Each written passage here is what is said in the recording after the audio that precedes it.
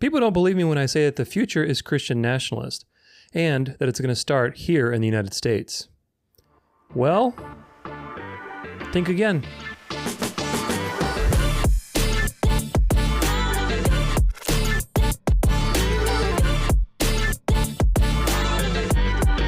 Welcome everybody. Welcome to the show. Thanks so much for being with me today. As always, such a pleasure to be with you and to speak about very important things. Today, we are speaking about something that I have talked quite a bit about in the last couple months, year or so, especially through my End Time series, and that is Christian nationalism. Today, we're really going to get into it, so make sure you subscribe and make sure you do so through that website link in the description. If you're not already subscribed, that is the best way to stay in touch with me, whether you want to contact me personally or whether you want to watch my content ad-free. That is just the best way to stay in touch. So make sure you do that because I do not trust any of these platforms. But today we are continuing this ongoing conversation. And I will put a link for my End Time series in the description of this episode because it is something that needs a lot of context. Because if this is news to you, like if you've never heard the idea that the future is Christian nationalist and it's going to start in the United States, or you think I'm crazy, there's a lot that you need to learn. I don't mean that in like a sarcastic, mean way. I mean, just there's a lot that you need to learn. There was a lot that I had to learn coming from a premillennial view, thinking that, okay, there's a 1,000-year period that Jesus is going to reign in Jerusalem. I was never a dispensationalist, thank God, but ultimately all these things really, they unite in a lie, which is this idea of a millennial kingdom. That's in the future. That's some material kingdom. It's a false golden age. And that false golden age is right on the horizon, folks. It really is. I don't think people realize how imminent this reality is. We are living in the generation. I believe personally, I mean, I've looked at everything. If you look at my End Time series, I have a resource with the series that I've created. It's like an Excel sheet or a Google Doc, whatever. It's a visual outline of all the prophecies in Daniel and Revelation. And because I'm visual, I'm like, okay, I got to make sense of this for myself because it is kind of tricky to piece them together from different books. It's hard to visualize them, especially if you go the historical route, which you should, and to see how these things are fulfilled in history. So I put together a timeline, and I look at the timeline, I'm like, okay, we're like at the end of the end here. We're in the 11th hour. And so this is my point. I don't think a lot of people realize how close to the end we really are. I don't know when Jesus is going to return, but I do think that this is the generation, our generation, that will see the mark of the beast, that will see this final system of the kings pledging their power to Mystery Babylon, which, surprise, surprise, if you don't know who that is, that's the Catholic Church, the Catholic system, the mystery religion. That is, it's the continuation of all the mystery religions and the mystery traditions and the Babylonian Empire and the Persian Empire and the Greek Empire, the Roman Empire. It's the little horn power, and it's the first beast in Revelation, which has all the qualities of the beast before it. It's Mystery Babylon, and Mystery Babylon will come to power. She will be worshipped, she will be obeyed, because God has decreed that in order to separate the elect from the non-elect. Now, I believe that if you're elect, you will learn the truth. You will learn the truth, maybe not today, maybe not tomorrow, but you will learn the truth because no elect will be condemned. So that's my goal. I don't know who is elect out there. Obviously, we don't know the heart. You can never comment on somebody else's election. I don't think that's proper. But at the same time, from my perspective, I don't know who it is. So my goal is to get this information out. So if this episode opens some eyes for you, or if you know maybe somebody that needs their eyes opened, send it to them, share it with them. Because these things, nobody is talking about this stuff. Very few people are. And there are people talking, but there's not enough. Most people are talking about either Israel, whatever's going on in the Middle East, we got to focus there, what the Jews are doing, which, by the way, I'll put a link in the description for this episode for another great resource for you. It's a documentary called Why the Jews Are Not God's Chosen People. That may ruffle some feathers, but it's the truth. Go watch it. A lot of great research in that episode. It's a documentary. It's not really an episode, but a lot of great research. A lot of time I put into it. And you will have a comprehensive list, both from the Bible and from history, to prove to you beyond a shadow of a doubt why the title of that documentary is true. So go watch it before it gets taken down, or go subscribe on my website and you'll find it there in the Bible studies section. But nonetheless, this is the thing. Not a lot of people are talking about it. And the future is not a deep, dark, deep state, globalist, atheist situation. The future is Christian nationalist. It is a false golden age that people will think we've made it. Maybe there's even going to be a false Christ. I've talked about that too. Certainly there's a lot of, support for that idea. And there's a lot of things that suggest maybe that they might go that far and pull off an appearance of Satan masquerading as Jesus. A lot of things on the horizon. The Bible warns us about false teachers, false converts, great falling away, the image of the beast deceiving people, false prophets, false Christs, Matthew 24. All this signs and wonders, the image of the beast, false worship, the mark of the beast. It warns you about all these things. It also warns you about the evil of success, many, many places. The evil of wealth. Now, it doesn't mean if you're wealthy that's a bad thing. It just means wealth ultimately competes with something that only God can provide, which is certainty. Certainty is a fundamental human need. And because wealth competes for that and steals your attention away from really the only person that can give you certainty, the only place, which is when you place your faith in God. Trust me, I know that walk very well because I put my certainty in money many, many years. And God taught me a good lesson, but nonetheless, it was a needed lesson.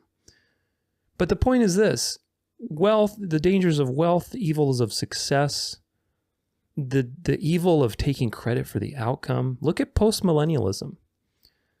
And all these all these views, many of them are based on a synergistic view of salvation. Again, if you don't know what that means, it's okay. It just means the belief that we have to do something in order to procure salvation. Whether it's having faith or if you're full-blown Catholic sacramental system, it's a wide spectrum. But they're all ruled by the same idea, which is that the onus of responsibility is on man. And therefore man gets the credit. But nonetheless, that's a different can of worms, very controversial today, unfortunately, as all truth is. But postmillennialism is based on the fundamental idea that we have to inaugurate this Christian golden age, Christian nationalism, in order for Christ to return, meaning the return of the Son of God, the most prolific event in human history, is dependent upon something that man has to do. Do you see the real problem there? Not only just theologically, but now you're setting yourself up for the devil to counterfeit Christ. You really are. And that's why this stuff is so dangerous, because people will believe that it's the truth. But nonetheless, it's this belief that we have to create this golden age. And so what does the Bible actually tell you? The Bible tells you that God is sovereign. It warns you against the evils of taking credit. It warns you against the evils of success. It warns you against the evils of wealth and prosperity and we're going to win. And all these things that are being, peddled everywhere with the coming golden age. You'll see what I'm talking about. We have a lot to talk about today. And I really hope it's going to be edifying, because all these evils that I just mentioned play into Christian nationalism, into the reality that is coming, that is going to unify church and state. It's going to unify everybody under one mentality. And people will think it's a good thing because the Bible has told you so. God has decreed this to happen. You are not getting out of it. It's happening. So you have to learn the truth, be able to walk the narrow road, do not swerve to the right or to the left, and help others see the truth so that you are mentally, emotionally, physically ready for when these things become a reality. Right now, they're brimming under the surface. They're brimming under the surface. That's why, again, not too many people realize it. But again, if you have eyes to see, and if you've watched any of my recent episodes and the news updates, just go to the news section on my website, danceoflife.com. Go to the news section, click on the whatever, News Archive or whatever it's called, I forget now. But you can search in there. It's got a great search engine. Type in Christian nationalism or whatever. Just look through the list of episodes of the news updates. You'll see a lot of them on Christian nationalism, and you'll learn quite a bit. Also, watch my End Time series episodes like The Image of the Beast, The Mark of the Beast, The Second Beast. All these things are relevant. They all tie together. That's why you really need context. So if this is news to you, I really suggest you go watch my End Time series. The first 10 episodes are going to be about the millennial kingdom, the nature of the millennial kingdom, so that you're not, duped into this idea of a future millennial kingdom. Because the millennial kingdom is now. Jesus is king right now. He's ruling in heaven as the remainder of prophecy, fills out. There's not that much left, but he's reigning in heaven. When he returns to destroy the enemy, to put an end to this system once and for all, to resurrect people, and to judge, and to inaugurate eternity. That's it. There's no millennial reign where he has to reign physically while his enemies are being put under his feet. That's a satanic inversion. Because that sets you up for the false Christ to reign in Jerusalem while his enemies, i.e. the true biblical Christians who see the truth, need to be put under his feet. See how this works? It's really crazy. It's really crazy to think that this is a possibility. But nonetheless, the coming system is not this big bad deep state thing. It is a false light system. Revelation 17 tells you that the kings of the earth gave their power, or will give their power, to the woman riding the beast. Again, I told you that Mystery Babylon is the Catholic Church. If you don't agree with that, if you've never heard that, watch my End Time series. I have 2 episodes on this particular topic. Very, very important. Beyond a shadow of a doubt who she is. The Bible gives you ample enough, like overboard evidence, so that you can't get this one wrong. Very, very important. But nonetheless, the point is this: is there a precedent in history that we can see, because history does repeat itself? Is there a precedent where the kings of the earth gave their power to the Catholic Church? The answer is yes. For over 1,400 years, from Constantine all the way through the French Revolution, the papacy ruled with an iron fist. Now, the papacy officially took power in 538 AD, but it was Constantine started the church-state union, which was Christian nationalist and which persecuted people for Judaizing, meaning keeping the Sabbath on the 7th day rather than the day of the sun. There's precedent that I go over in many, even in my Sabbath series, which by the time of this video I just started. So go check it out. The first episode, at least, just watch the first episode. Why the Sabbath matters. You'll learn the truth, because I kind of go over some important history there as well. And we're going to go into some deeper history as we go in the series with all this stuff that I'm talking about. But there is precedent for these things. The devil's done this for hundreds and hundreds of years. To believe, in fact, most of the last 2,000 years were Christian nationalists. Were Christian nationalist years where the kings of the earth gave their power to the beast. If you realize most of the last 2,000 years was a Christian nationalist system. And then it kind of went underground a little bit with this whole French Revolution thing, where now we have 2 parties, left and right. But if you realize the Hegelian dialectic and how the devil uses duality to bring about the next thing, the dialectic that emerged from the French Revolution is designed to bring you back to the mother church. I talk about all this in the French Revolution episode. Who started the French Revolution? The Jesuits. Who fomented it? Secret societies. All these, there's so much to talk about. There really is. And if you're new to this, I really encourage you to go and get edified.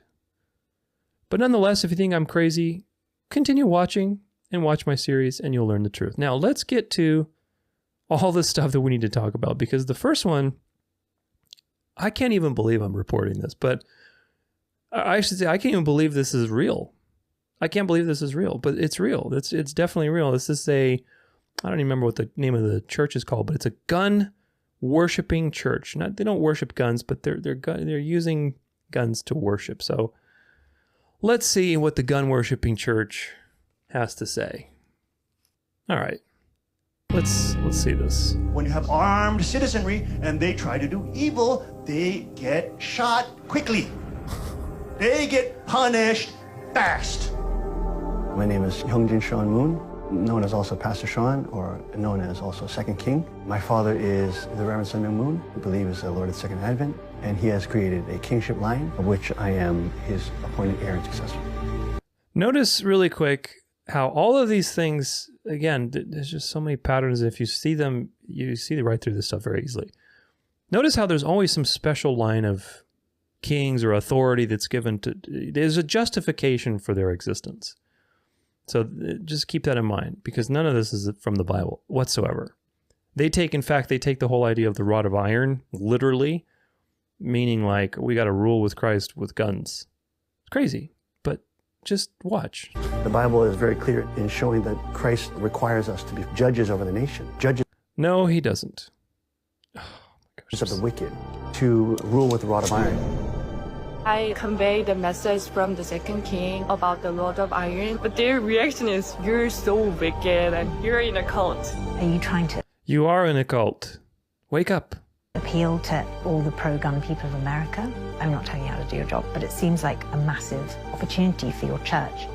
To be a king, you're going to have territory, and you better have a means to keep that territory. Pastor Sean, and God working through him, he's taking the problem. Okay, really quick about that territory comment. Yeah, real kings in the old monarchical ages had a territory, physical territory, and they had to protect that territory. However, conquering with Christ and ruling with Christ as of the New Testament, like everything else, hello dispensationalists, is not physical but spiritual. Conquering with Christ in all the instances in Revelation where he says he'll grant you to sit with him on his throne, like the letters to the 7 churches, or he's going to give you a crown, or when Paul talks about getting the crown, is Paul talking about getting the crown in a sense like he's going to rule like a physical kingdom? Or is this a spiritual symbol of conquering death, which is so much more important, infinitely more important? All these things about conquering and ruling with Christ have to do with the way that Christ conquered. How did he conquer? He prayed for his enemies even when they were crucifying him. He was quiet like a lamb when he was being led to the slaughter. He submitted to God in full trust and faith. This is what it means to conquer. But if you have eyes of the flesh, which all of these people do, and you'll see the pattern, it's all comes back to the physical world in the fleshly, carnal way of reading the Bible. Whether you're a dispensationalist or Christian nationalist, it's always the same thing. So hopefully you notice the pattern. These people take the rod of iron and all this stuff to mean guns, and we need a territory, we got to defend it. Is this what the Bible calls you to? Really militant Christianity? Absolutely not. Just look at history to learn the truth. But anyway, I don't think we're going to watch too much more of this. Let's see. Providence of God forward. In the scripture, it says, thy kingdom come on earth as it is in heaven. Now, that on earth is literal, okay? He is no longer talking about, let's just wait till we die and the kingdom comes. We're going to build this here and now. Do you see again the same attitude? We're going to build this now. Well, yeah, in some sense, they have the right idea that we are going to be on earth. We're going to be resurrected. And at the end of time, 1 Corinthians 15, God will be all in all. Creation's going to be renewed. Holy Spirit's going to renew all of creation. Everybody's going to have a resurrected body. Evil's going to be gone. Paradise will be here. Yes, we'll be in a renewed creation. Then heaven and earth will be, it'll be on earth as it is in heaven. That's the culmination of all things. But until then, what is this idea of the kingdom? If you're a Christian nationalist and you are a synergist, meaning you believe that it's up to you to do something, then you believe that you have to build this physical kingdom. Do you see how the devil takes some truth and flips it upside down and gets you to be enslaved to the material world and to create his counterfeit, really? That's what this is. It's a counterfeit of Christianity. The kingdom is here, and it's growing through the gospel. And because God is sovereign, also a very important point, because God is sovereign, that kingdom will reach its fullness whether you do something or not. And if you don't believe that, then that means you don't believe in a sovereign God. Now, it doesn't mean don't do anything, because we're convicted. We each have gifts. We each have desires to contribute to that journey and outcome. But that's from God. The belief that you need to take control and build a physical reality here is fundamentally what will walk people right into the false counterfeit age. So I want you to pay attention to that theme, because it's going to be throughout all of these things that we're talking about. Psalm 2 and also Revelation 2 says that the believers will rule with a rod of iron.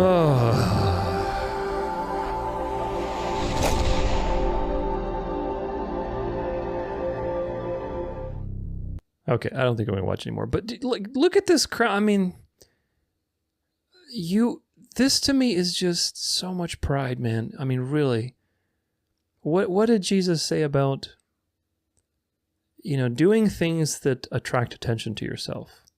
Like doing godly things that, like the Pharisees did, or even like the Jews do today with their prayers on their heads and wrapped around their arms. I mean, all these things, again, the devil is very, very clever. The devil is so subtle. The devil comes dressed as good intentions. The devil comes dressed as the truth. He knows how to counterfeit. He knows how to fool you and to tell you, oh, look, what you're doing is a good thing. It's totally based on the Bible. You see, look, it says right there, rod of iron. And if you don't have discernment, or if you're not even born again, who knows? I can't speak on these people. They're certainly very deceived. Very, very deceived. But when you see something like this with a crown of bullets, and he's just putting it on, and everybody's got their own crown of bullets, like, what are you doing? What are you trying to say? The Bible is about spiritual things. It's about what is inside. It's not what's on the outside and militant. He's got his little AK-47 gun pin. He's got a camo suit. I mean, you are just bringing so much attention to yourself. Christ was homeless, and he was a humble teacher. He associated with people. He did not ever use violence. The only time that we could probably even get close is when he flipped tables to kick the money changers out. But did he kill anybody? No, absolutely not.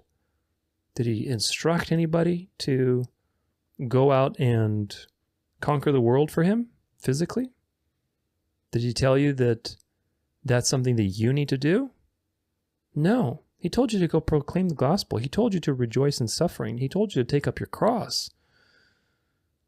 All the apostles were martyred, dude. They were martyred, and they were humble, and they were homeless, and they suffered. We're being conformed to that image, to Christ's image. And that means everything but materialistic realities. These are materialistic realities. These people are extremely deceived, but I want you to see that, because they think that they have God on their side, that God is telling them to do this. This is the coming reality, folks. These people are so fanatical and so convinced that they're in the right, and they're willing to take it by force.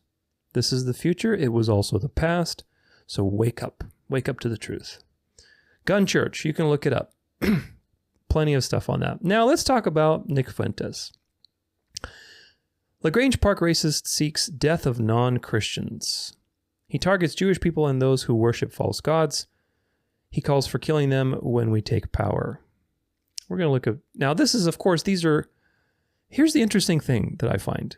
These are articles from, obviously, the left. It's a leftist-leaning article, and that's fine. I'm not leftist anyway, but the point is I want to show you that as the right exposes the left, meaning as the light or the white hats expose the dark hats or black hats, whatever, the deep, dark, deep state, as one exposes the other one is also crying to you. And you'll see this because there's a few sources here that are from the left that are pointing to this rising counterfeit. They're pointing to this rising counterfeit and screaming. And of course, you know that the left is the bad side, quote unquote. But it's funny because you'll see that they're also exposing the right. But most people have lost all credibility in the left. The left is, just been so discredited by their own shenanigans that now it's like a boy crying wolf. But yet, if you understand where the Bible is telling you that history is headed, it's really interesting to see these articles now that they're exposing this truth, which there's truth in these articles. They're telling you the truth. Many call for peace on earth in the Christmas season. Nationally known LaGrange Park racist Nicholas Fuentes is doing the opposite. He's pushing for the death penalty for non-Christians.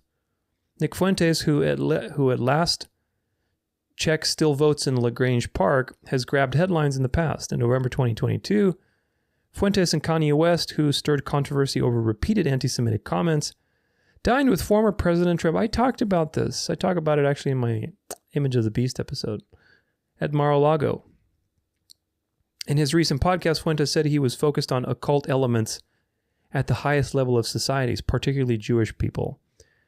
So many of the people perpetrating the lies, the destruction of the country, they are evildoers. They are people who worship the false gods. They are people who practice magic and rituals or whatever. True.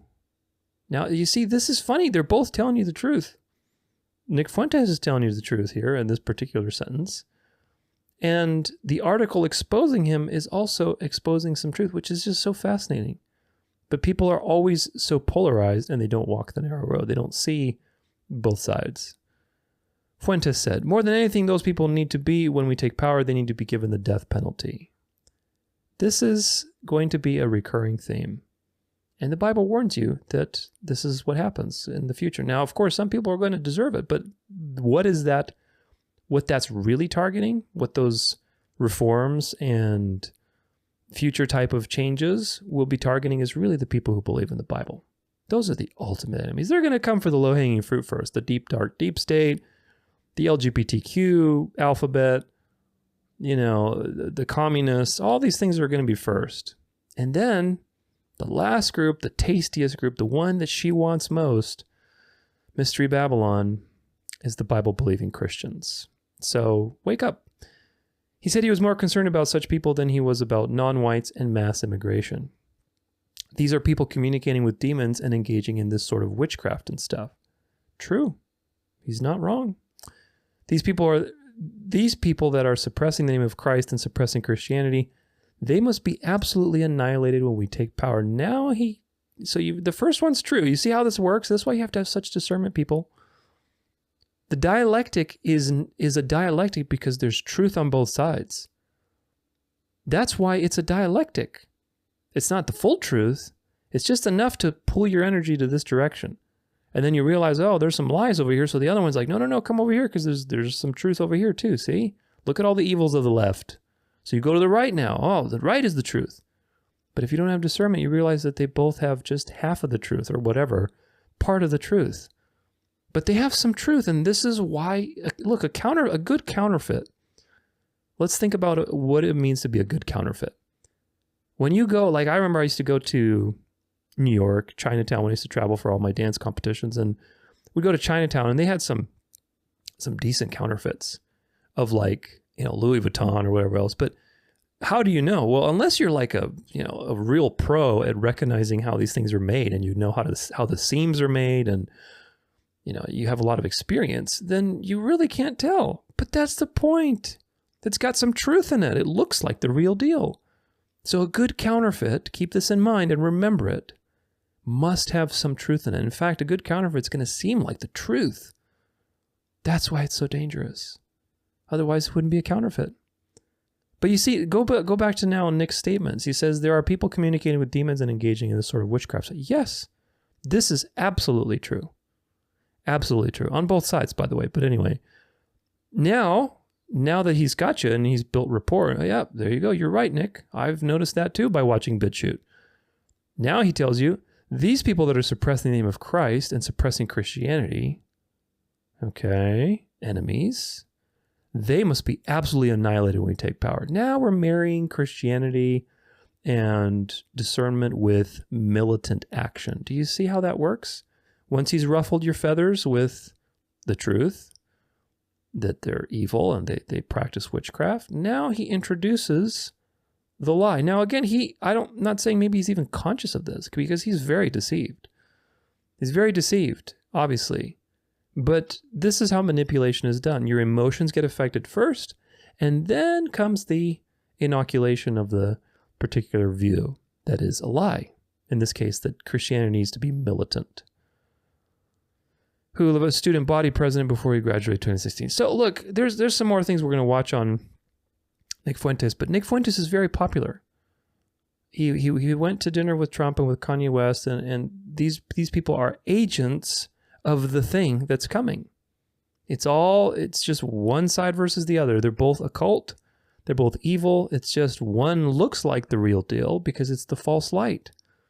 But the dark was created so that the false light would look better.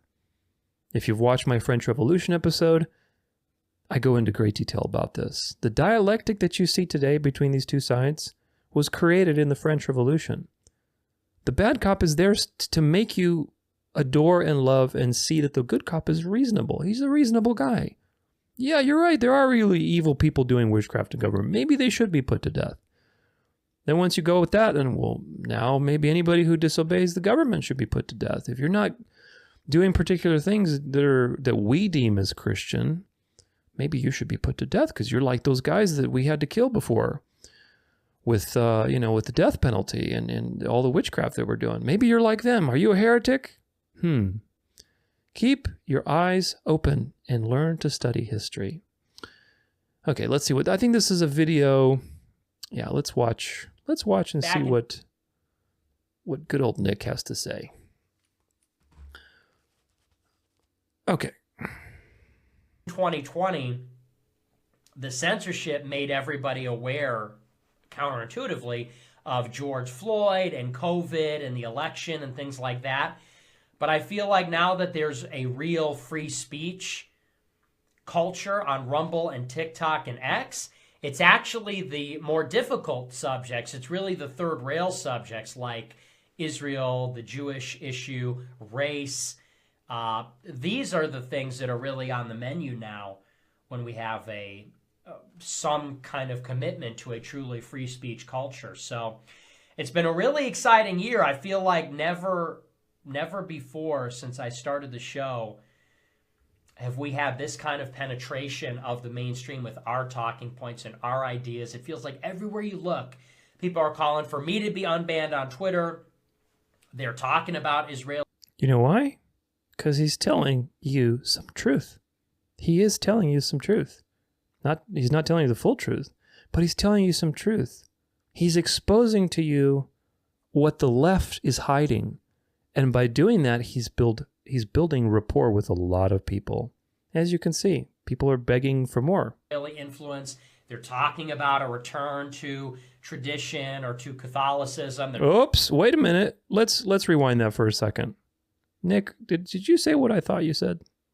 To tradition or to Catholicism. They're talking about race in very explicit terms. And I feel like last year was really just the beginning of that trend. So as long as we maintain this beachhead with these alternative tech platforms, and if we could expand upon that, it seems just like inevitable. And it really, again... It seems inevitable. It is inevitable because the Bible predicted it. And God accomplishes all that he predicts. Now, you notice he said, oh, these alternative tech platforms. You have to realize that everything is designed, people. Everything is choreographed. Things like Rumble and X and BitChute and all these, this is just, it's giving life to the other side so that there is a dialectic. It's not like these things are genuinely made by people who want the truth and who are wanting you to be just so enlightened and so free. No, it's designed for creating the wave and the momentum for what is coming, which is the image of the beast. And it's contingent on things remaining the same, what I'm about to say. What I'm about to say is contingent on us retaining the X platform and Rumble and TikTok, which by no means is a given. Because, of course, there is intense regulatory pressure against TikTok. The usual suspects, the activist groups like ADL and others are trying to shut down Rumble and X. And true. These things are happening. And you see they're happening by design because the left and the right are supposed to conflict with one another. And then, and if you get sucked into that dialectic, you perceive that somebody like Nick Fuentes, who's getting banned and censored by the big old bad ADL or whatever, you know, censoring activities, maybe he is telling the truth. He's a martyr, obviously. Do you see what's happening? It's, again, the bad cop is there to make the good cop look bad. That is the whole point. The devil has darkness and false light. Those are his weapons. Everywhere you look.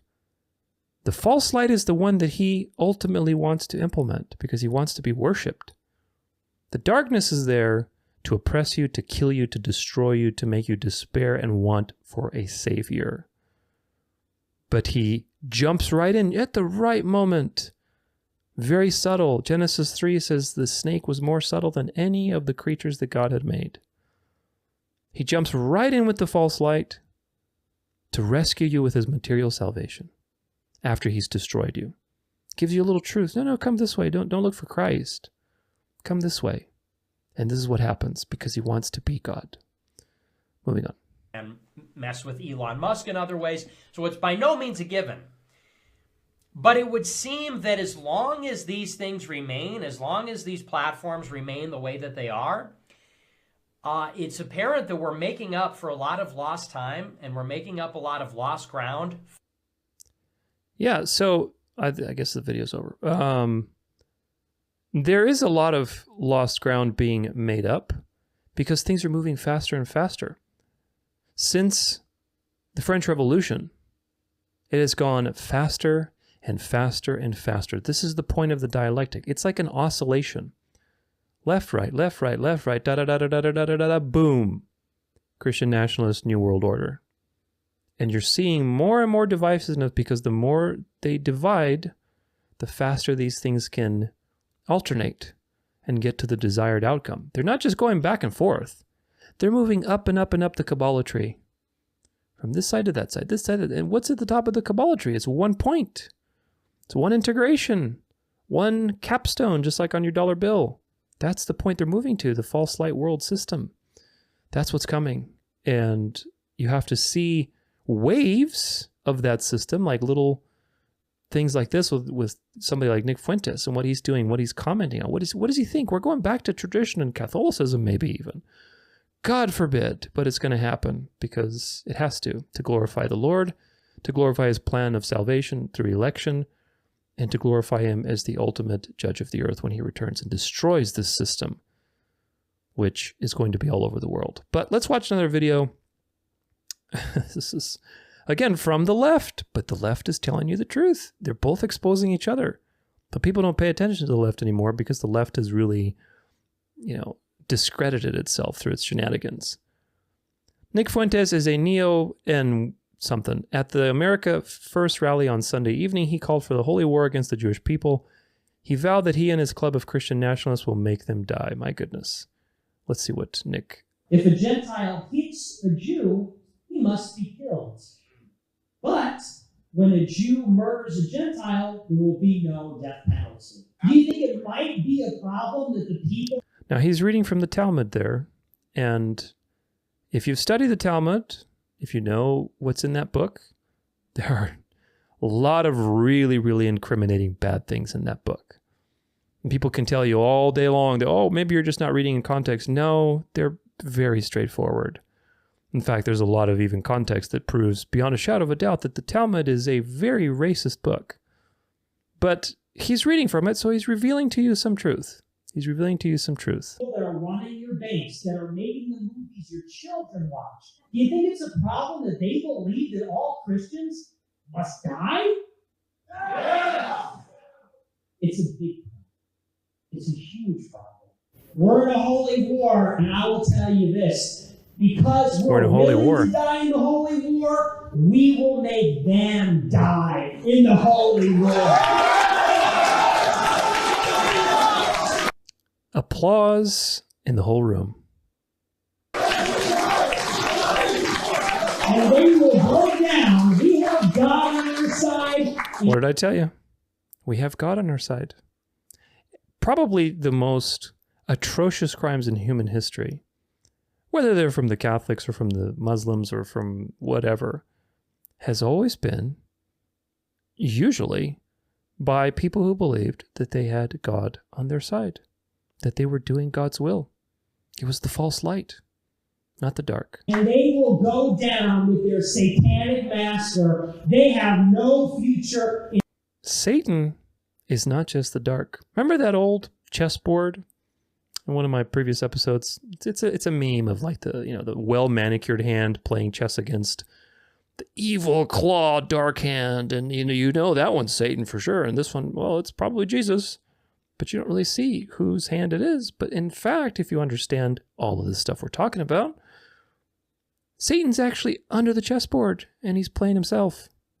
He's got one hand that looks good, and man, that must be the good hand.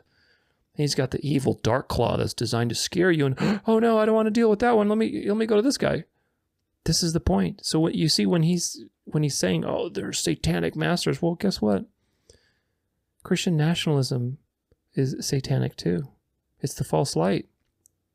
Lucifer masquerades as an angel of light. That's what the Bible tells you. He seeks to counterfeit God. He seeks to counterfeit light.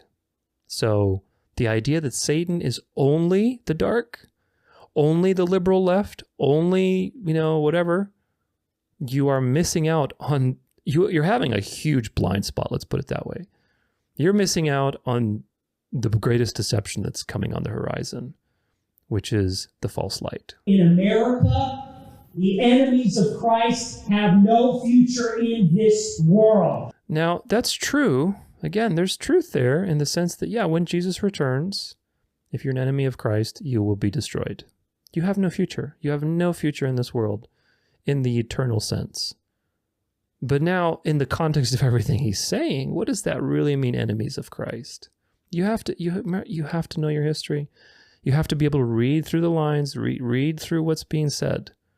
Enemies of Christ, in this context, means anybody who opposes this particular system, i.e. somebody with discernment, like you or me, that can see through these things and says, this is Antichrist, this is not wrong, or this is not right. And if a false Christ appears and you say, no, that's not Jesus, the Bible says we're going to meet him in the air. He's not ruling in Jerusalem for 1,000 years.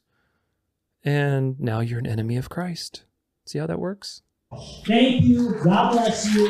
Good night. Oh my goodness. Where do we start with all this stuff? I mean, it's just so crazy. It is so crazy. But this is what's coming on the horizon. And if you do not have discernment, then you're going to be fooled very easily. Because again, they're both telling you the truth. And it's now time for the left to lose. Now, God has used empires to judge previous empires throughout history. And right now, what you're witnessing is the destruction of the left. Judgment is going to come upon them. And God, as usual, uses other evil people to judge the wicked, the first wicked. And at the end, he judges them all and zips everything up. But currently, what you're seeing is that the left is being judged. So in some sense, again, there's truth to these things. That's why they're so palpable and so convincing. But you can't let your emotions get wrapped up. People say, oh my gosh, Trump is, doing God's work. Well, in some sense, yeah, God is probably using Trump to judge the left. I don't mean that in the sense that Trump is good in any way. But listen, I mean, God used Sennacherib, an Assyrian king who was boastful and evil, wicked, to judge Judah and Israel and to destroy them. Now, he didn't destroy Jerusalem. That's when he got humbled. But God used Sennacherib to bring judgment upon Israel for being idolatrous. God used Persia to judge Babylon. God used Alexander the Great to judge the Persians. God used the Romans to judge the Greeks, and so on and so forth. God used the barbarians to destroy the Romans for all their sins, and Attila the Hun, and so on and so forth. So what you're seeing now is just history playing out as usual. There's one side that is also evil that is being used to judge the previous side. So in some sense, they are doing God's work, but not in the way that they think they are, because it's a counterfeit. This one's that Trump dinner I was telling you about. Ye's Trump dinner is high point for Catholic nationalist influence campaign. This was in 2022. In the days after his recent dinner with former President Trump, rapper Ye, formerly known as Kanye West, reflected on the experience in a video posted on Twitter. Speaking to an associate, Ye said his own exchanges with Trump were tense. But as they dined, he said that the former president was practically glowing about someone else at the table, Nick Fuentes, the white Christian nationalist whom Ye had brought with him to Mar-a-Lago. So Trump was glowing about Nick Fuentes, the same Nick Fuentes that you just saw articulating various things, which again, he gives you some of the truth, but then he laces it with poison, which is the case for all of these things. But Trump was glowing. Trump was glowing about all this stuff. Now, this is...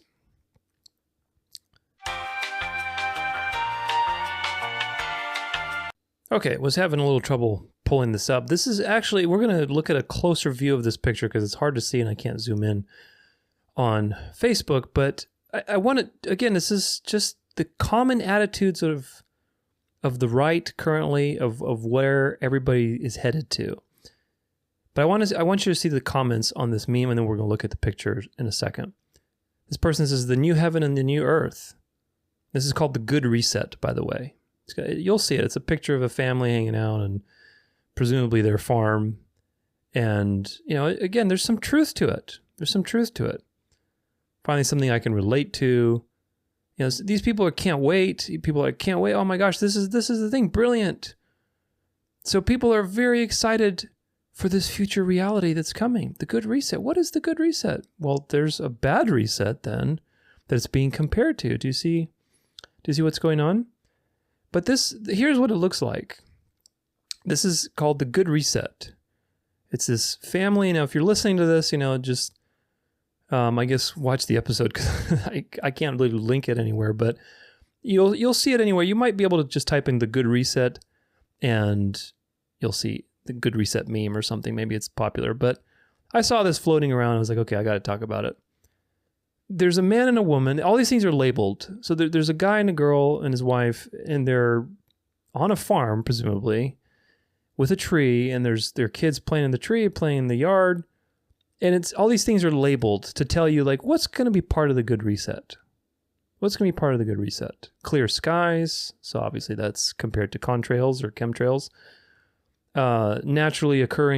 Naturally controlled CO2 levels. There you go. So that means no more climate change agenda. It's addressing all the leftist points from the right's view. No turbines, clean water, a man and a woman. Oh, you know what that's addressing? Locally produced chemical-free food. All these things look so good. And again, they are good. This is how life was created, was to be good. God said creation was good. But then underneath it all, you see this cross-section of the earth, and it says globalist scumbags. And they're just basically, there's this body, there's this, I don't know, like a graveyard, basically. There's so many skeletons under these people who are relaxing. Which, this is just very morose if you think about it. If these skeletons are under their property, like, I want to know how these people, how did this happen?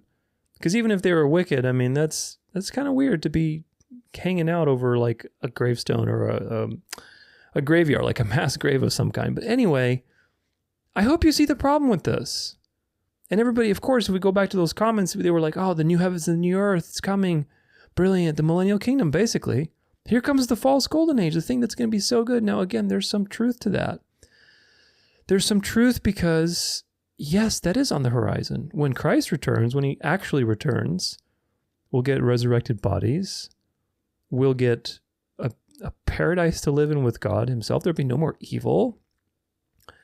There will be, creation will be restored. All these things will be absolutely true. But notice how that's not what this is presenting to you. This is presenting to you the Good Reset. It's not telling you the eternal state. It's not saying when Jesus returns. There's actually no mention of Christ or God in this at all. It's just showing you a picture of what you instinctively have been programmed since the Garden of Eden to desire, which is a return to paradise, reconciliation with God. But it doesn't tell you the God part. It just tells you the physical part, the paradise, the good reset. Well, who's bringing about the good reset? Unless it's Jesus Christ, when he returns, then you're looking at a counterfeit golden age, which is what this is pointing to, because these people aren't resurrected. You see, these are normal bodies. This is a return back to paradise without the actual conditions that the Bible tells you, which is resurrection, a renewed creation. This is just a made better creation. By how is the creation made better in this particular reset? Well, it tells you at the bottom. It says the globalist scumbags have been thrown away, defeated. The dark has finally been defeated by the light. Now we can return back to good old principles, good old tradition. Remember what Nick Fuentes said? Return to tradition, Catholicism.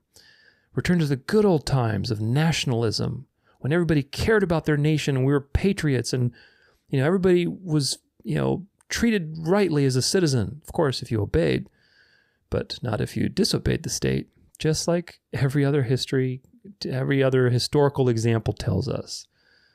It's nothing new under the sun, people. But this is the good reset. And again, if it's a good reset, that means there's a bad reset. That's what this is all telling you. This is not the truth. This is the opposite of the dialectic. I hope you see what I see. I really do, because if you don't, there's so much to learn. MAGA prophet claims the Lord showed her the overthrow of the U.S. government in 2024. My goodness, so much to talk with Julie Green. And it's just, again, people don't have any discernment. There's so many like her too. This is fusing into a charismatic, evangelistic, not even evangel, because I don't know, I didn't know what to call it. It's just a false system. Julie Green, who frequently shares messages she claims are sent from God on her Julie Green Ministries international streaming channels, has a history of controversial prophecies. Her past predictions range from the death of Democratic Representative Nancy Pelosi before the 2022 midterms. Did that happen? I don't think so. To the collapse of legal indictments against former President Donald Trump. In the latest video posted by Ron Filipowski, editor-in-chief of the liberal media outlets Media's Midas Torch, Green delivers a potent message. My children, the time has come, a time that you have been waiting for. Notice how she speaks, again, like kind of in biblical talk, which it's just, if you have no discernment, it's so easy to fall for this stuff. Let's read her prophecy. A reinstatement, a shift of power, a new government in control. Short sentences to make you feel dramatic, an overthrow, and a takeover in this nation from the hands of the wicked to the hands of the righteous. There you go again. We have God on our side. We're going from dark to light, baby. It's the wicked that need to fall. Well, we're not wicked by any means, even though the Bible tells you that everybody's wicked. And even after you're born again, you're still sinning. You still have a wicked human flesh.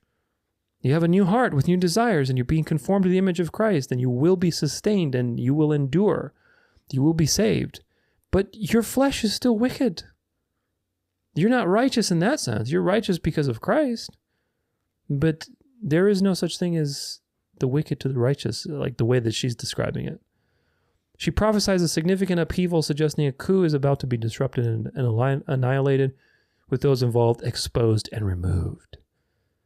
Now, who knows if she's being fed by the white hats or the other people on the other side with certain things, and she's just part of the agenda, or she's just very deluded, or she's just taking what she sees from the news and inventing her own prophecies. Who really knows? I don't know. Moving on. She has been a prominent figure at right-wing Reawaken America tour. There it is. I've talked about the Reawaken America tour so many times, and how many people are associated with it. Reawaken America to what? There was a Great Awakening in America in the 1800s. It's actually two Great Awakenings. And they both had to deal with the Bible and Gospels going out and people awakening to the Gospel and to the truth again after the French Revolution. So if this is reawakening, what are we awakening to, I wonder? That's a good question. Sharing the stages with figures like Michael Flynn, the person who is all about the 7 rays of light and the prayer from Alice Bailey. He copied word for word practically, where Alice Bailey was basically invoking the devil, Lucifer. Now she says it's Archangel Michael, but that's not the truth. Go watch that prayer from Alice Bailey on the sevenfold rays or whatever they're talking about. It's all satanic. It's all the same stuff. And Eric Trump. Her close association with the Trump family has proven when Eric Trump appeared on her show, receiving assurances of divine protection for his family. Oh, Lord. Let's see what the Bible has to say.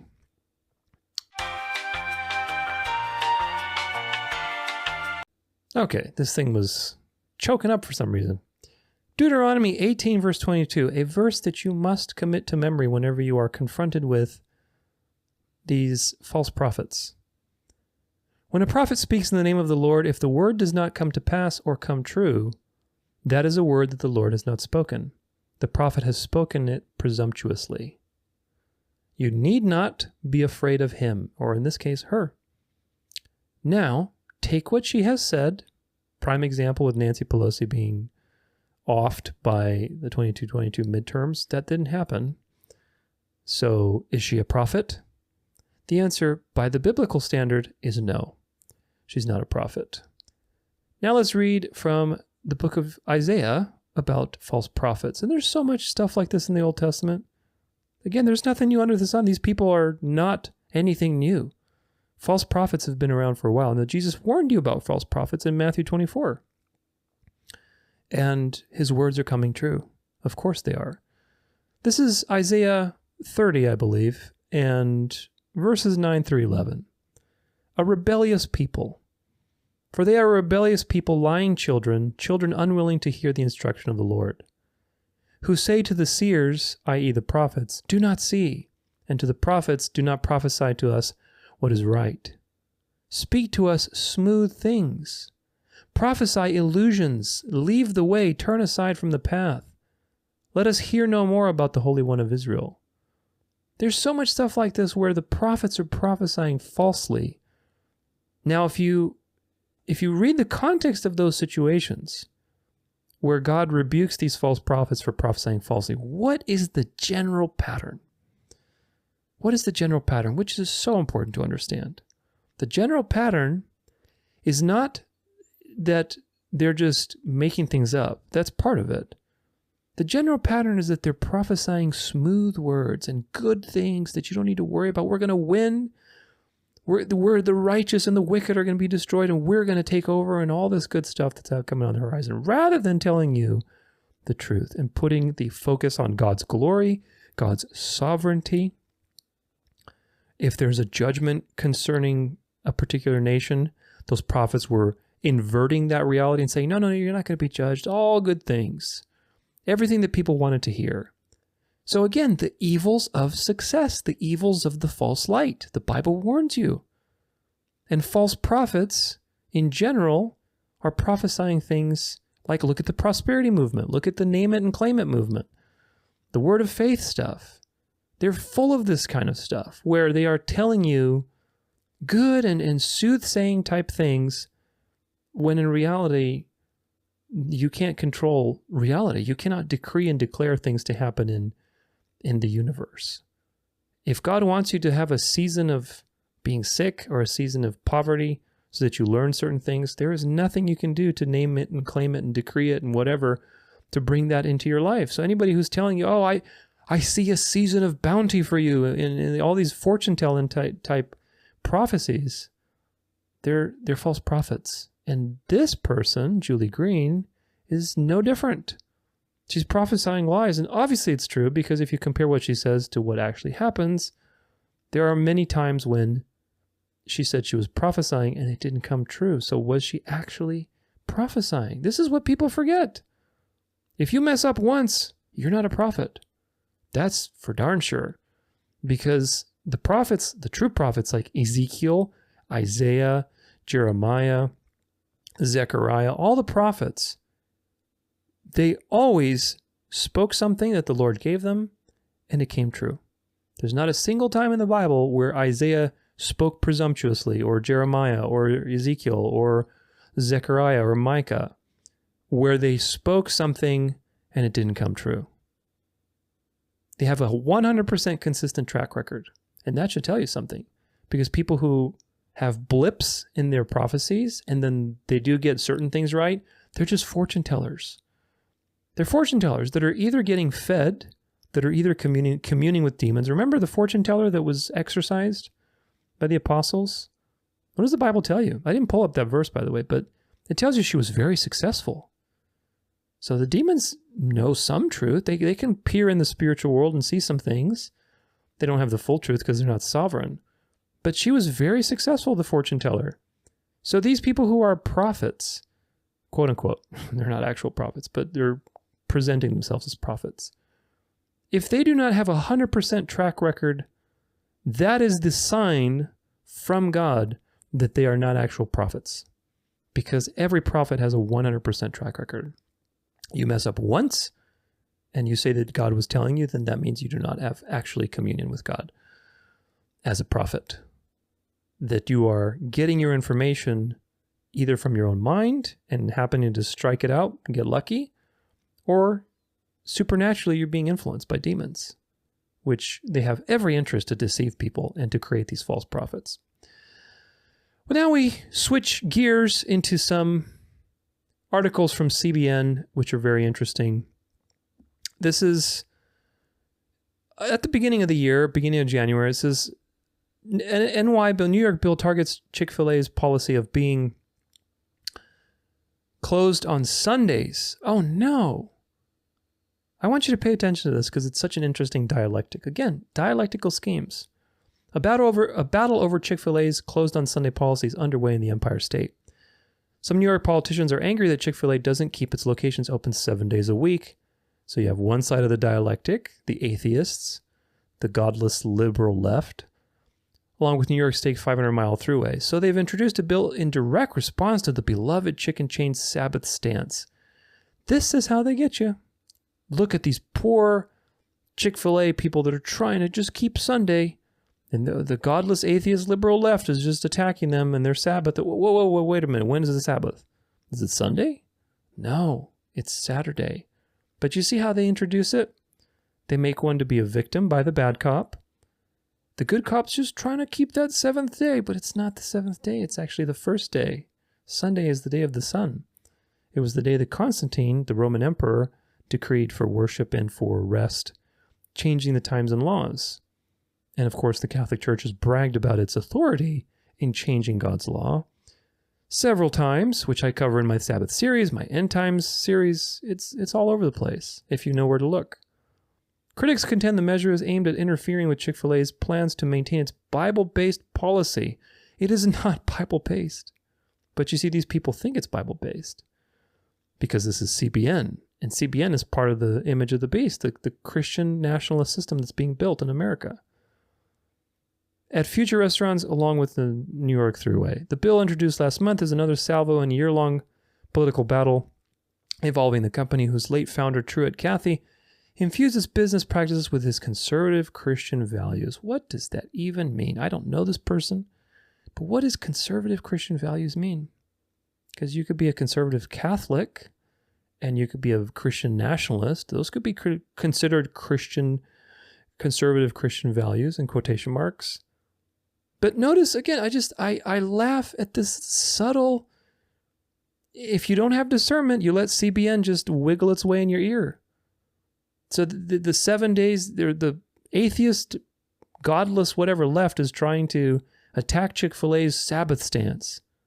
If you don't scrutinize that statement, well, wait a minute, is Sunday the Sabbath? Then you have accepted that Chick-fil-A is now the martyr and that Sunday is the Sabbath. This is why the dialectic is so dangerous. They give you something to rattle your emotions. Somebody's legislating against Christianity. Well, wait a minute. Before you freak out, what are we talking about exactly here? Legislating against Sunday? Well, Sunday has no consequence. Sunday is not the day of rest. It is not the Sabbath. It is the first day of the week. But, moving on. Students need God. I love this article, and you're going to see why. School-based Bible program having positive impact on public school kids. An innovative Bible education program offered to public schools at Ohio and Indiana and Iowa is having a profound positive impact on students' academic performance, behavior, and emotional well-being. Well, look at that. They implemented a Bible program, and it's actually helping the kids. Now, that's a good thing. That is a good thing, but we got to read more. LifeWise Academy offers religious instruction. It's interesting. During the school day, and thousands of students are seeing their lives improved by the curriculum. Dark to light, from the dark of the public school system, which has been a liberal nightmare, to a more conservative religious-based system that's actually creating results. Interesting. New data confirms the program is also positively affecting public school metrics like attendance, instruction hours, classroom and participation.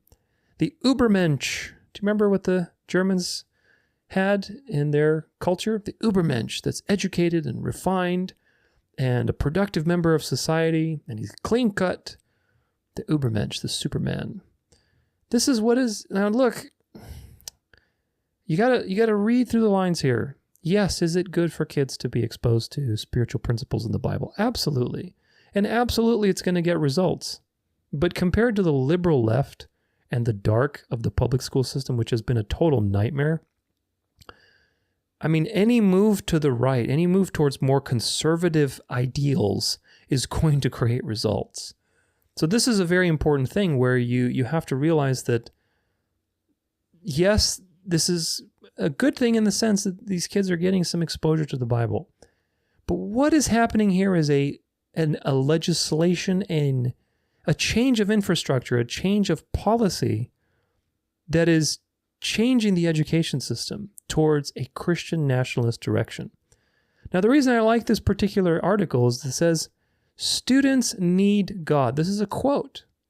They need God. Now, what does that mean? Did it say students need Jesus? Notice that they always have a hard time saying Jesus. They have to always defer it to God because it's more general, and you can sneak in your Christian nationalism and other things in that direction. Students need God. Now, compare this article to an article I've talked about many times, having to do with Pope John Paul II and communism. A pope and a president in Poland.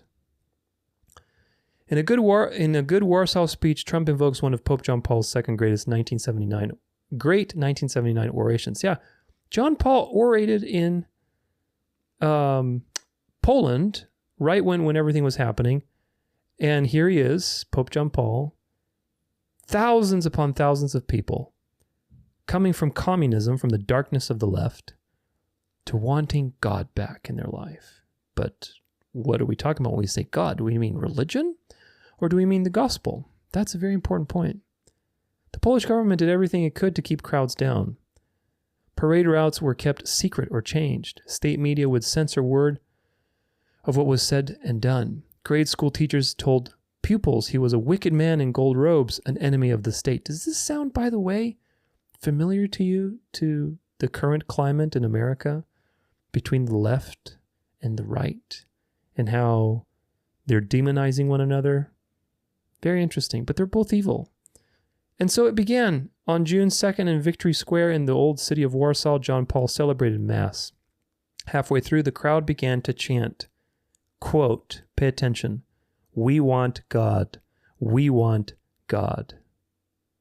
Now, in and of itself, that's not a bad statement. It's a great statement. But in the context of what's going on, the man of sin celebrating a sacrifice of Christ through the Mass, and people saying, we want God. We want back to religion. We want back. We want you, good cop. This bad cop has been really rough.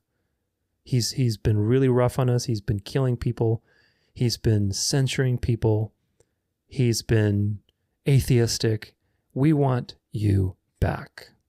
We want you back, John Paul. We want you back. Please, we're begging you. We want God. It's not the God of the Bible that they want. They want the God of religion, the false light. And that's by design, because communism, which is the extreme of the left, is designed to push you into nationalism, which is the extreme of the right, which is what it was for hundreds and hundreds of years. It was a Christian nationalist empire. And people were losing grip of that with the Reformation. That was a real thorn in the papacy's side.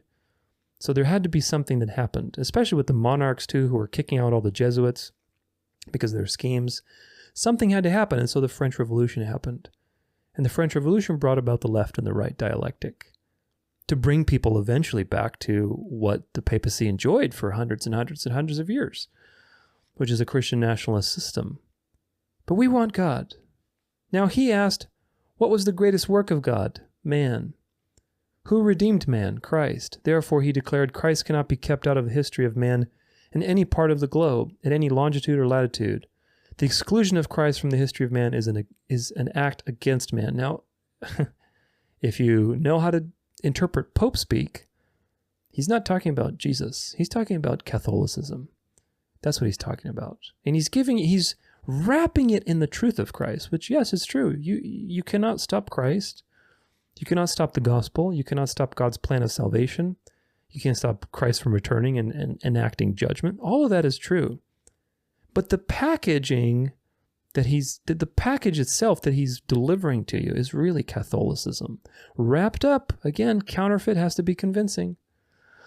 Even those who oppose Christ, he said, will inescapably live within the Christian context of history.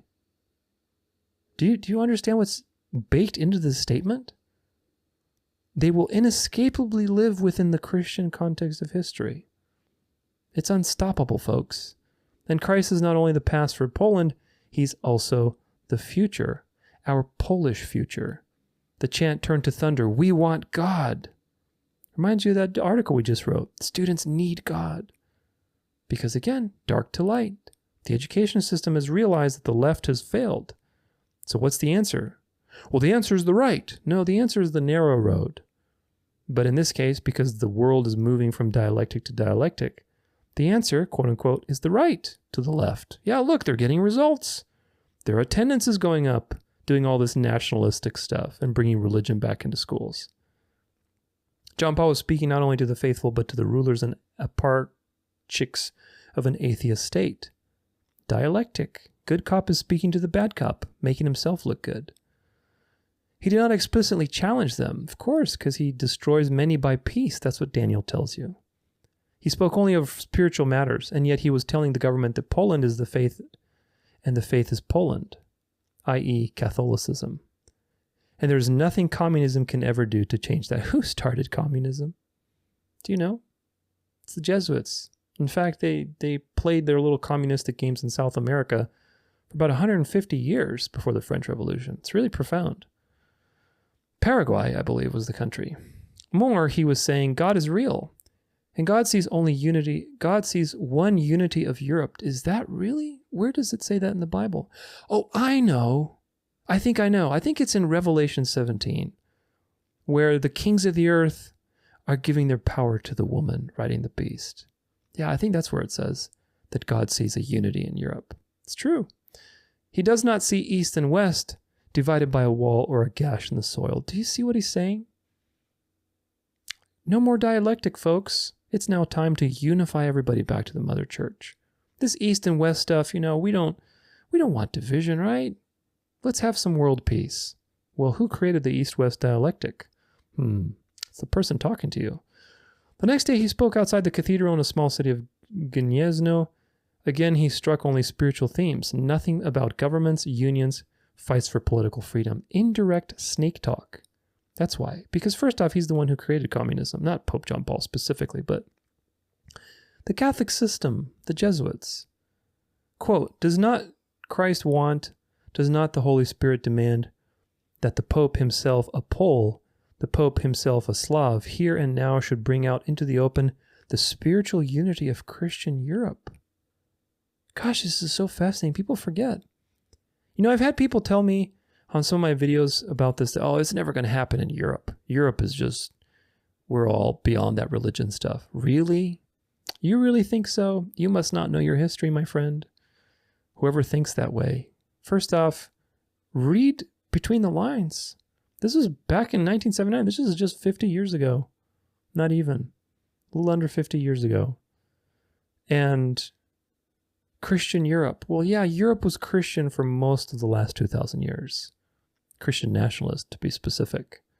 And right now, with all the liberal stuff that's going on, with all the Muslim refugees, with all the liberal destruction that's going on, what do you think the purpose of that is?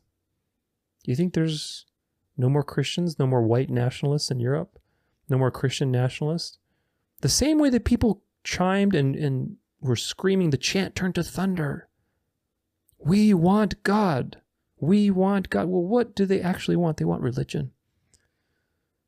Because they've been pushed so far to the left that the only natural response in that traumatized state is to desire the false light. Now, the same thing's happening right now with this destruction of Europe. It is designed in order to bring about the system, but it's not going to happen in Europe first. It's going to happen in the United States, because the United States is the false prophet by many signs and wonders, which I speak about in my series, that will bring about this reality, and then it will be exported to the rest of the world. God's army, protest. This has happened in the last couple weeks. These truckers that call themselves God's army, going to the southern border for rallies to basically protest the ridiculous immigration that's happening at the southern border, which is true. Again, there's truth to these situations. But again, they spin the truth into your emotions, and then they add and lace some poison within it. A convoy of protesters who have deemed themselves God's army, telling you, this is the pattern. God's on our side. We're doing God's work. Will reportedly make its way to the southern border next week. Now, this is January 27th, so a little bit like 2 weeks ago, as tensions arise between Texas and the Biden administration. The organizers of the, quote, Take Our Border Back convoy say their mission is to stand up against globalists. So, oh my gosh, you're starting to see a regular theme here, who claim they are conspiring to keep the U.S. border open and allow illegal immigrants to cross from Mexico. This is true. It is true because it's designed to bring you back into Christian nationalism. You cannot be fooled by the dialectic. Don't enter into the dialectic. Realize that everything has a purpose for everything else. This is true. The borders are being opened. It's obvious. But what is the purpose of that? It's designed to make you revolt and get reviled at the fact that your country is, quote, being taken over. So it's designed to evoke in you an emotional response, a response that says, I need to take control of this and bring about the solution, which is the lie from the Garden of Eden that underpins practically everything else. Quote, this is a biblical monumental moment.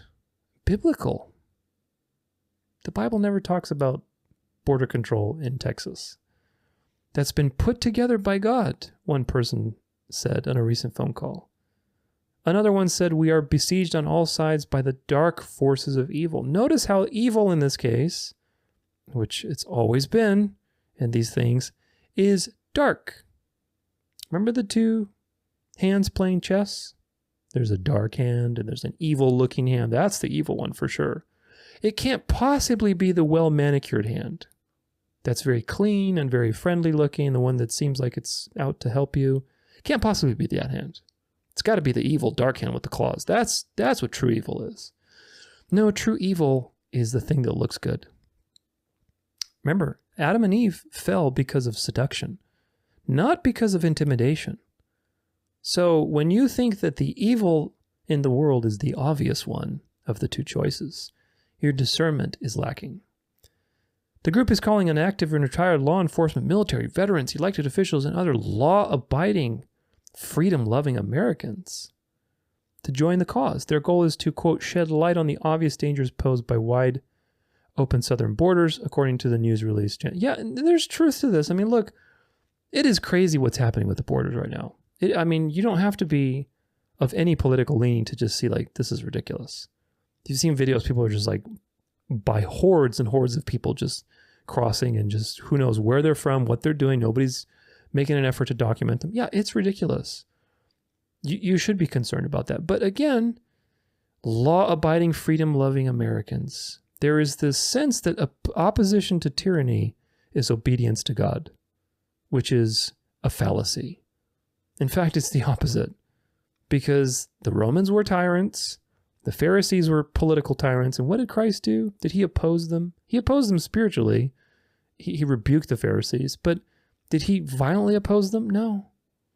He went silent as a lamb to the slaughter. He prayed for their forgiveness. So this idea that resistance to tyranny is obedience to God is a Christian nationalist idea. It's not the truth, and it's how they get you. Are you a law-abiding citizen? Well, yeah, I'm a law-abiding citizen. I don't want to be a lawless citizen. Well, then good. You're on our side. Well, how about you walk the narrow road, which is realizing that this is a dialectic between the dark forces of evil. Well, guess what? There's also the light forces of evil. Do you know about that side? Do you know what that side looks like? They look like this. They look like God's army, who thinks that going to the southern border is a biblically inspired move of God. Total delusion. Total delusion. This one's from the Vatican. Good old Vatican. We gotta get the Vatican in here because they're pretty much the ones orchestrating everything. Catholics in North and South Korea pray together at Mass for reconciliation. Another dark to light example. A special Mass for reconciliation is celebrated at the Cathedral of Seoul, carrying on the tradition of peace initiatives started in 1995 and celebrated by the Catholic community on both sides of the 38th parallel. So there's Catholic communities on both sides of North and South Korea. Interesting, because North Korea is communist. But wait a minute, wasn't communism used to bring about Christian nationalism? To bring about the emergence of the Catholic faith? If you saw my episode on China and what's happening there with the Pope and with Catholicism, with state-run Catholicism, and the bishop deal that they have, over a billion people in China, going from dark to light. There's this dialectic where the Catholic Church is emerging from the rubble of communism. The dark, evil forces of atheistic suppression has now allowed for the phoenix to emerge in its false light, which is Catholicism. It's profound, really, how these things are orchestrated. Vatican News. While world concerns have risen in the recent days over the tensions between North and South Korea, on January 9th, in Seoul and Pyongyang, the Catholic faithful gathered in prayer to invoke peace and reconciliation. Fides news agency reported on the Mass for Reconciliation taking place in the Cathedral of Seoul, an initiative started by Cardinal Stephen Kim in 1995. I wonder if he's a Jesuit. I didn't really look it up, but maybe. And carried forward since then with celebrations of the Eucharist in moments of prayer involving the Catholic communities on both sides of the 38th parallel. The Mass celebrated on January 9th marked the 1400th Eucharist for Reconciliation, giving witness to the Church's prayerful attention to the Korean Peninsula's journey of peace. It's a journey of peace, folks, and that journey of peace leads to Christian nationalism. Because there will be a peace, there will be a false peace, there will be a golden age. The Bible warns you about it over and over again, where the kings of the earth will give their power to the woman, who is the Catholic Church, and the woman rides a beast, which is a Christian nationalist system. Very, very interesting. But this is in South Korea, so you're seeing these trends of dark to light, dark to light. China I covered previously. This is the Korean Peninsula. You look at the Europe going from dark to light, with Poland as an example, very recently, with the whole communist to back to religion. We want God. You look at the educational system in the U.S., you look at the liberal left versus the conservative right in the U.S., all these things are happening. You have to have your eyes on these threads because they are intersecting in the future in a Christian nationalist reality. CBS, inside the secular church, this is such a fascinating article. Inside the secular churches that fill a need for some non-religious Americans. Have you heard of secular churches? I haven't. This is the first time for me, and it was fascinating. Shared testimonies, collective singing, silent meditation, and baptism rituals. These are all activities you might find at a Christian church service on a Sunday morning in the United States. Of course, because the United States is the false prophet.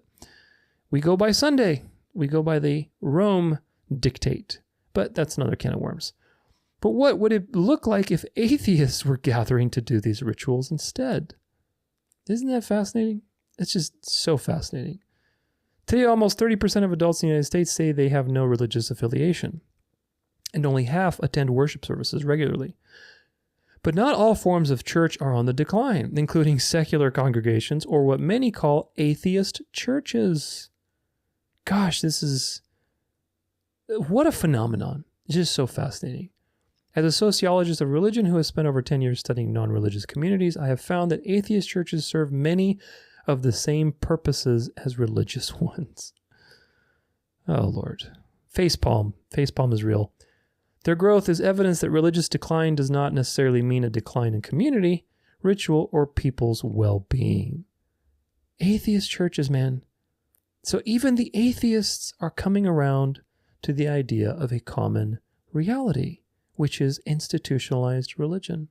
Isn't that just fascinating? The atheism is part of the dark, and yet the dark is coming back to the light, to the mother church and its traditions. Fascinating. That's probably, I think, one of the most fascinating ones I've read recently on this particular topic. Couple claims. New LA Christian nightclub is vision from God. Okay, let's read about this. This is a couple that is starting a new, possibly a line of Christian nightclubs, but a Christian nightclub, and see what's in their mind. The husband and wife founders of a new Christian nightclub launched last month in Los Angeles, California, claim that God gave them a vision. There you go, God's on our side, to create a space where Christians can fellowship and have a high time in the Lord. My good golly. The nightclub, known as the Saved Social Club, was launched by Jordan and Cassandra Ramble in the heart of North Hollywood last December, in the heart of the Jesuit Hollywood creation, which is basically where all the false signs and wonders are coming out. Now, if you know your history, I'm going to have a future episode on this. Jesuit Hollywood. If you're watching this in the future, maybe you can go search for it. But nonetheless, you know that Hollywood was actually originally a Catholic tool before it became dark and liberal and, more Jewish focused in certain terms of who is influencing what. But Hollywood itself was originally a Jesuit Catholic tool. Now, if you know anything about the Jesuits and their theaters in Europe and how they influenced people and propaganda and narratives, they were doing this for hundreds and hundreds of years before Hollywood. Hollywood was the pinnacle. It was the cherry on the sundae of all of that work. So isn't that funny how this social club phenomenon, a Christian social club, is now starting in North Hollywood? I don't know, I just found that interesting. The parents of 4 have been married for 8 years and are showing no signs of stopping. Well, congratulations. We want to quickly explain the vision that God has given us for a Christian nightclub, y'all. It's very simple. It's going to be believers coming together to praise God through dance, music, and fellowship. What does this even mean, man? What friendship do you have with the world as a Christian? It's really that simple. We're going to have a DJ there. There's going to be performers there, and overall a high time in the Lord, y'all. Period. Cassandra Ramble explained before they held the first gathering of the club on December 1st, 2023. So this is coming up. This time we are in great expectation that God will continue to increase this work for his glory, they wrote. Yeah, God will glorify himself no matter what we do, in the sense that everything will glorify God.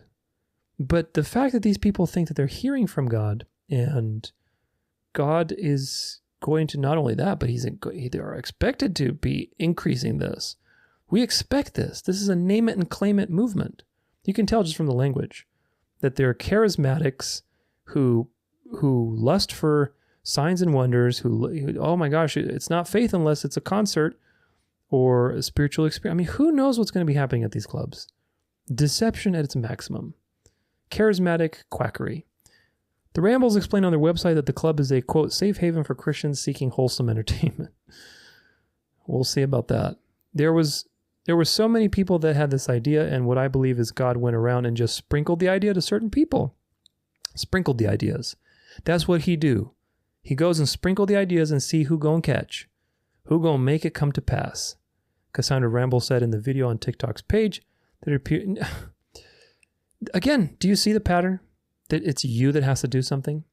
If you believe in a sovereign God of the universe that has determined things for his own glory, then the God that she's describing is not the God of the Bible. The God that you see in the Bible did not go to 10 people like Moses, and then Moses was just happened to be the one that took initiative because of his free will. No. God chose Moses specifically. And in fact, Moses is famous for telling God to find somebody else 5 times and testing God and wanting signs and being very doubtful. The original doubting Thomas was Moses in that sense. But nonetheless, Moses was very meek. He was just there. God chose him, revealed his glory through doing all the signs and wonders through Moses, through persevering him, through giving him the strength, even though he was probably an introvert. If you see how he just didn't like dealing with the Israelites because it was a lot of conflict all the time. So nevertheless, God persevered him. God didn't go here and there and like a little bumblebee and just trying to see which flower works. God had a sovereign plan that he was orchestrating and revealing through Moses. And the same goes for everybody. With Jeremiah, he says to Jeremiah in the call of Jeremiah in chapter 1, that before you were born, I formed you and appointed you to this purpose. So the God of the Bible works on a level that we can't even fathom because he works outside of time and space to predetermine things for his glory. Whereas from our perspective, it seems like we got to go here, we got to go there, we got to do this. That's not how God works. So obviously, you, my friend, not you on the video, but the person I'm quoting here, this woman, I forget her name now, Cassandra Ramble, she doesn't understand the sovereign God of the Bible, meaning she's not hearing from God, which is very clear from the very fact that she wants to start a Christian nightclub. But anyway, so whatever God is sprinkling in your ear to do, whatever God is telling you to do and giving you a nudge to do, it's your job to execute. How do you know if God is giving you a nudge? I'm telling you folks, Christian nationalism, another thread that goes into this is the charismatic movement. I've talked about this before. It's fascinating how it's all coming together. But again, who created the charismatic movement? The Catholic Church. The Catholic Church created a charismatic movement. Look into it, and I talk about it in my series, In the Image of the Beast. But this is the feeling. Oh, if God is sprinkling in your ear, well, how do you know if God is talking to you? How do you know? This is the thing. But you can tell she's a charismatic. If God, there you go, God just told me. Well, how do you know God told you? The answer is you compare it to Scripture. And if you have discernment, you would never, ever believe that God is telling you to start a nightclub, Christian nightclub. Moving on, because guess what God told my husband? As you go, you will know. As you go, you will know. This is mysticism. This is just like, just go with the flow. Like, don't think. You'll just figure it out. Meaning, you'll know as you go. Rely on your instinct and your intuition, i.e., don't use discernment. Did God tell you that? No, because God tells you to be sober-minded because the devil prowls around like a roaring lion. As you go, as you take the necessary steps to get it done, she said. Me and my husband had no idea what was going to happen. We just was obedient to God. Well, maybe the God you're being obedient to is not the God you think. Maybe it's the God of this world. He said, do it. We're doing it, period. And what I love about God is this, and we all know that Scripture, acknowledge God in all your ways, and he will direct our path. There you go. Throw in a little Scripture verse for you to make sure it's Bible-based. That's exactly what we are, a living testimony to say that we did it. She continued. So these people are very deceived, and it is, again, it's part of the coming system. Dark to light. What was the club life that was happening up until now? And it's still happening. The club life is liberal. It's very progressive. It's very dark. I used to be in the club life. And if you have been in the club life, you know that it's a very dark place.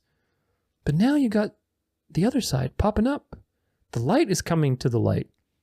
Everybody's going to be embracing this Christian nationalist stuff, so that we're going to need some place to hang out and have fun.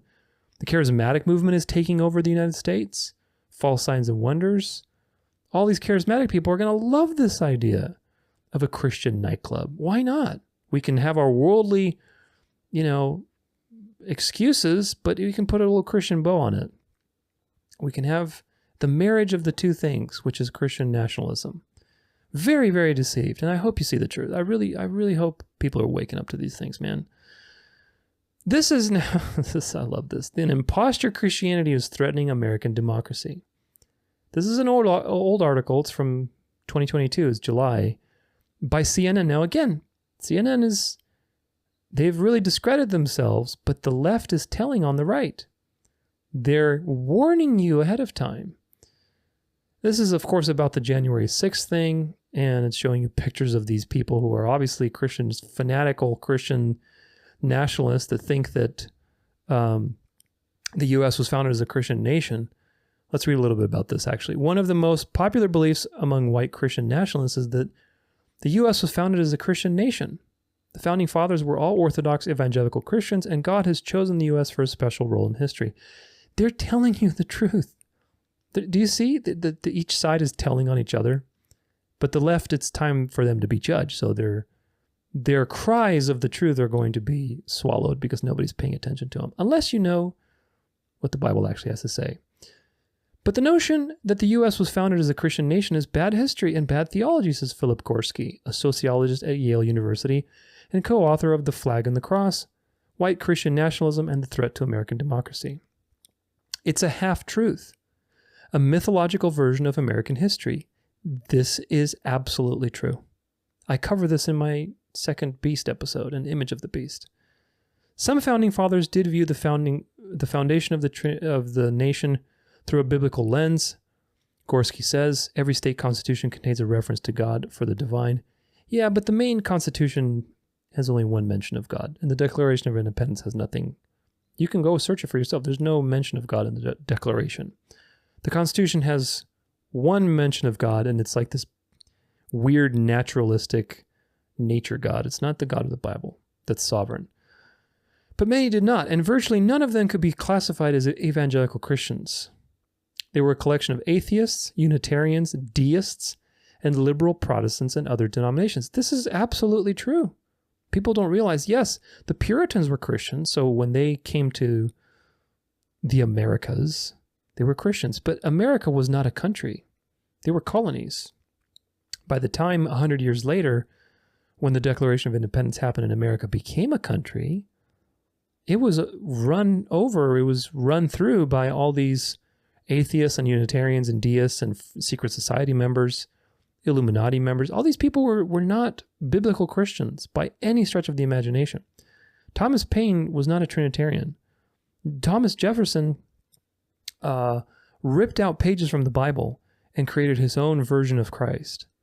They were deists. They were, people who, again, if you understand the history of the United States as the second beast, then you see how the Bible is so brilliant when it says the power comes out of the earth, i.e. nowhere, becomes just as powerful as the first beast, meaning a world superpower, and it looks like a lamb, meaning Christianity, but it speaks like a dragon. It looks like a lamb. It looks Christian. It's got all the looks on the outside of Christianity, but it actually speaks like a dragon. And there's much to be said about that. But this is a funny article from CNN. An imposter Christianity is threatening American democracy. Now, of course, we know that the word democracy, this is a buzzword from the left. But again, there's truth to this. The left is telling on the right. And as they go down with their blood-curdling screams, they're telling you some truth. So pay attention, even though CNN, most people don't pay attention to CNN anymore, hopefully. But it's interesting, nonetheless. This is the book, I believe, that was just, Why Christian Nationalism is a Fundamental Threat to Democracy. Philip Gorski and Samuel L. discuss the new book, Flag and the Cross. And it's true, these people are exposing to you the truth. Now, of course, they again, every side has its biases, so you have to learn to walk the narrow road. They have to say white Christian nationalism. They have to add the race card in there. And spin it with it's white people that are doing this. Well, no, there's more than just white people being Christian nationalist. The charismatics are walking the road to Rome. All roads lead to Rome, man. The charismatics are walking that road. The Christian nationalists are walking that road. The right conservative Trump following MAGA people are walking that road. There's a lot of people, even the dispensationalists, believe it or not. It's really weird how it all works out. But all roads lead to Rome. This one, gosh, 2 more articles for you that are just mind-blowing. Speaker Mike Johnson hosts traditional Latin Mass in the U.S. Capitol on anniversary of the FBI memo. Radical traditional Catholics, quote, who were targeted by the FBI as potential domestic terrorists, i.e., the dark deep state, the globalist deep state, was targeting the Christian nationalists, the radical traditional Catholics, who could have been a problem to their system because, again, it's a dialectic, the good cop, bad cop. Gathered in one of the vaulted reception rooms beneath the chamber of the House of Representatives last week in the invitation of the Speaker and Representative Jim Jordan. So Jim Jordan and Speaker of the House, which no surprise there, orchestrated a traditional Latin Mass to honor all those fundamentalist Catholics, militant Catholics, who were targeted by the big bad deep state of the FBI. Do you see how this works? Consistently so. Dark to light, dialectic between the globalist entity, which is the dark, and the Christian nationalist entity, which is the light. But it's designed that way so that there's tension and pressure and force so that the Christian nationalist reality can burst through the ground and reemerge as the victorious phoenix. So fascinating. The traditional Latin Mass was offered within the walls of the U.S. Capitol beneath the chambers of Congress. What a weird occult. I mean, if you know anything about this stuff, like, that's just a red flag. On the one-year anniversary of the infamous FBI Richmond memo that identified radical traditional Catholics as potential domestic terrorists requiring surveillance because they hold that life in the womb is sacred and marriage can only be between a man and a woman. Poor radical traditional Catholics who hold to some good beliefs in this case, in this particular case of life beginning in the womb and the marriage being sacred. But radical traditional Catholics are also militant. They also believe in the sacramental system. Catholicism also teaches that there's no salvation outside the Catholic Church, which, by the way, Mel Gibson, who's a radical traditional Catholic, totally advocates. You're not saved if you're not a Catholic. That Mary is a co-redemptrix. That you have to go through the sacramental system, that, you know, all these different things, you have to be part of the church. That's radical traditional Catholicism. Yeah, otherwise, you're a heretic. Do you know how they punished heretics in the past? Well, go read your history books. You'll learn. Look at the Reformers. Look at the Inquisition. A lot to learn there. Last article for the day. The world's coolest dictator set to win election by massive landslide declares victory. This is February 5th. El Salvador President Nayib Bukele, who has dubbed himself the world's coolest dictator, was elected to a second term Sunday. Today, El Salvador has broken all the records of all the democracies in the world. Since democracies have existed, never has a project won with quality of votes that we have won today.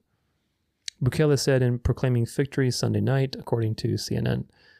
El Salvador went from being the most unsafe country, dark, to the safest, light, false light. Now in these next 5 years, wait to see what we're going to do. Wait to see what we're going to do in the next 5 years, Bukele said, according to Reuters. I've told you over and over again that little by little throughout the world, everything is moving from dark to light, from the communist, globalist, old way of doing things to a nationalist system that is embracing certain things that are good, but nonetheless, it is a nationalist system that will be able to pledge its allegiance to the Mother Church when that moment comes. Nayib Bukele is expected to win re-election tonight in a sweeping victory. Why is he so popular? He did what he was elected to do. He cracked down on crime, he jailed criminals and gang members, and murder rates dramatically decreased by 70%. So he's getting results. Just like that educational system with the Bible being put in public schools, they're getting results, man. It must be the right thing. It must be the right thing to do. Here we go. El Salvador President Nayib Bukele is set to obliterate the competition in El Salvador's re-election or election, gathering over 80% of the votes. So he's a very popular guy. He's the coolest dictator, of course. Bukele is just 42 years old, is pro-God, pro-patriotism, and has waged total war on gangs. You have to realize and read past this hype that when it says to you, when it reveals to you that he's defeating this dark enemy, it's just one side of the dialectic coming over and winning over the other. When the papacy and the Christian nationalist system took over. In fact, there's a memorial, I forget where, I think it's in Constantinople, I forget where, but it's part of the Roman Empire, and it's like enshrined in this church. I forget the details about this, but it's a memorial of basically the Roman Empire's defeat to Christianity that is held by Rome. But really, if you know your Bible, it's really this boastful display of the counterfeit coming to light and defeating paganism, defeating the dark of the Roman Empire with the false light of the counterfeit Christian reality. There's a memorial, like I said, I think it's in Constantinople somewhere. It's part of a church that was, or part of some temple that was built around by a church. And so it's like supposed to be like, look, you know, we defeated the atheist, pagan, whatever culture with God. But really, it's more like the false light defeated the dark. This has been going on for a long time, folks. And this method of going from dark to light is happening right now. It's happening all over the world. In China, I talked about it. El Salvador, he's pro-God, pro-patriotism. He's taking care of those gangs. Well, the government is the ultimate gang, so ultimately, it's just one gang versus another. Now, again, there are good things. Yes, we don't want gangs, and we don't want, you know, public schools to be a mess. We want those things. Nationalism has always created good, seemingly good physical outcomes for the citizens of the nation. There are measurable good things that nationalism brought about, but it doesn't mean it's a good thing by any stretch of the imagination. Nationalism is evil, just as evil as communism, but because most people are conservative, they want to have property, they value the family, they want to have safety. All these conservative things are part of human conscience, of our natural desires, especially as you get older. So the thing to learn is that these things are just playing to your desires. They're playing to your desires. And that is the thing.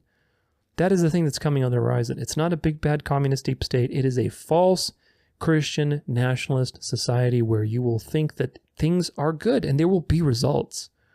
There'll be results because the left is getting judged and all of its evils are being brought to light and things are changing. And so now we see we're doing much better than we were under the left. But you're still under the good cop. Don't you get it? The bad cop has been beating you up and punching you in the face, and the good cop comes over and takes care of him. And I say, oh, thank God.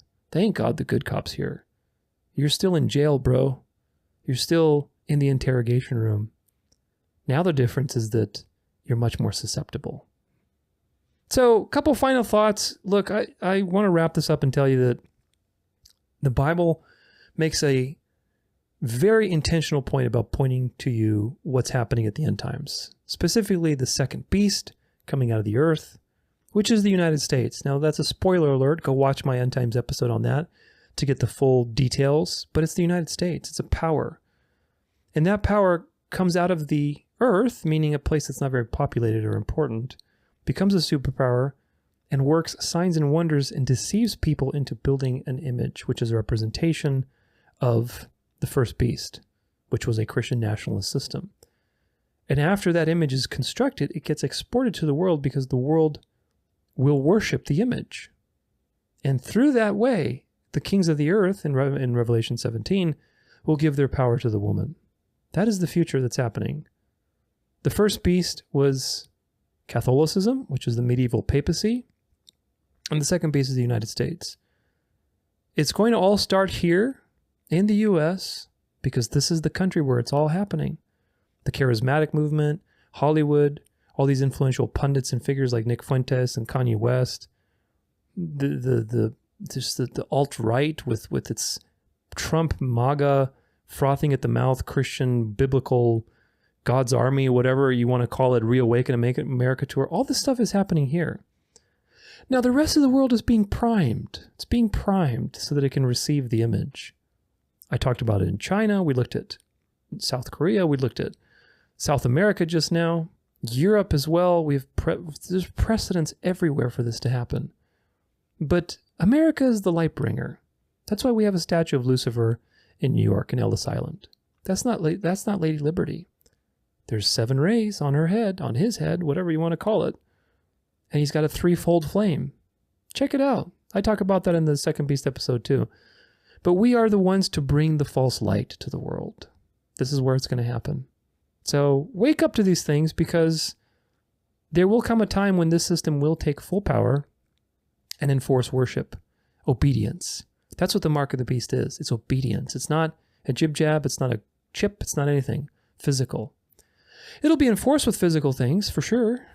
There'll probably be some sort of digital economy that you will enter, and you'll see, oh my gosh, we're so prosperous now, and the quantum financial system and whatever else is being promised. But it's really just a way to enforce the mark and have total control over everybody. That's what it is. I want you also to remember this. The devil is not stupid.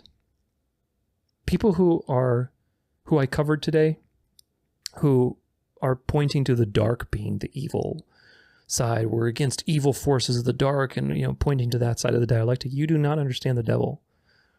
It behooves you as a Christian to understand the devil and to not take him as some silly clown that is obviously evil, and he's got claws and he's coming at you, big bad devil with big fangs.